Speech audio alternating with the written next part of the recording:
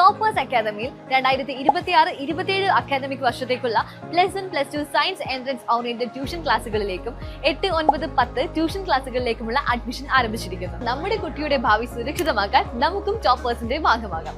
A different approach to success. Amarambalam പഞ്ചായത്തിലെ ജനവാസ മേഖലയിൽ സ്ഥാപിച്ച പുലിക്കെണി ഇപ്പോൾ നാട്ടുകാർക്ക് കെണിയായി. നാട്ടിലാകെ ഭീതി പരത്തിയ പുലിയെ പിടികൂടാനാണ് 2 മാസം മുമ്പ് അമരമ്പലം പഞ്ചായത്തിലെ തട്ടിയേക്കലിലും അമ്പലക്കുന്നിലും കെണിവെച്ചത്. അമരമ്പലം പഞ്ചായത്തിൽ ഭീതി പരത്തുന്ന പുലിക്കായി കെണിയൊരുക്കി കാത്തിരിപ്പ് തുടങ്ങിയിട്ട് 2 മാസം പിന്നിട്ടു. ഫെബ്രുവരി 14-നും 27-നുമാണ് 2 ഇടങ്ങളിലായി പുലിക്കായി വനം വകുപ്പ് കെണി സ്ഥാപിച്ചത്. കൂട്ടിൽ നിന്ന് ആടുകളെ പിടികൂടിയ തട്ടിയേക്കലിലും അമ്പലക്കുന്നിലുമാണ് വനം വകുപ്പ് കെണി സ്ഥാപിച്ചിട്ടുള്ളത്.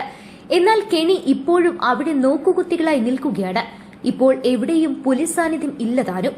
ഫെബ്രുവരി 14-ന് മാഞ്ചേരി അബ്ദുട്ടിയുടെ 2 മാസം പ്രായമായ ആട്ടിൻകുട്ടികൾക്ക് നേരെയാണ് ആദ്യം പുലിയാക്രമണമുണ്ടായത്.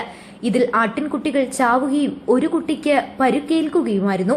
തുടർന്ന് വനം വെറ്റിനറി സർജൻ എത്തി നടത്തിയ പരിശോധനയിൽ ആക്രമണം നടത്തിയത് പുലിയാണെന്ന് സ്ഥിരീകരിച്ചതോടെയാണ് വനം വകുപ്പ് പുലിയെ കുടുക്കാൻ ഇവിടെ കെണി സ്ഥാപിച്ചത്. ഫെബ്രുവരി 27-നാണ് അമ്പലക്കുന്നിലെ നറുക്കിൽ ഉണ്ണികൃഷ്ണന്റെ ആട്ടിൻകുട്ടിയെ അജ്ഞാതജീവി പിടികൂടുന്നത്. ഇതും പുലിയാണെന്ന് വനം വെറ്റിനറി സർജൻ സ്ഥിരീകരിച്ചതോടെ ഇവിടെയും മറ്റൊരു കെണി സ്ഥാപിക്കുകയായിരുന്നു.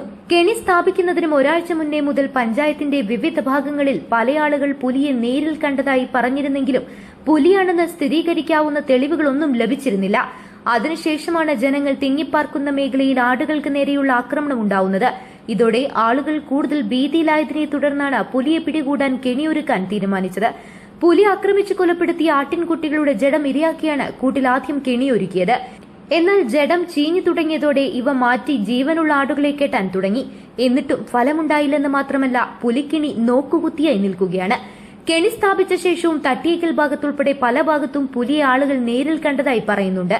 എന്നാൽ ഇപ്പോൾ 1 മാസത്തിലധികമായി പഞ്ചായത്തിൽ എവിടെയും പുലി സാന്നിധ്യം റിപ്പോർട്ട് ചെയ്യുകയോ ആളുകൾ പറയുകയോ ചെയ്തിട്ടില്ല. എന്നാൽ ജനങ്ങൾ തിങ്ങിപ്പാർക്കുന്ന തട്ടിയേക്കൽ മേഖലയിൽ ഇപ്പോഴും നിൽക്കുന്ന പുലിക്കെണി ഇപ്പോൾ നാട്ടുകാർക്കൊരു കെണിയായി മാറിയ അവസ്ഥയാണ്. News bureau, Pookkottumpadam.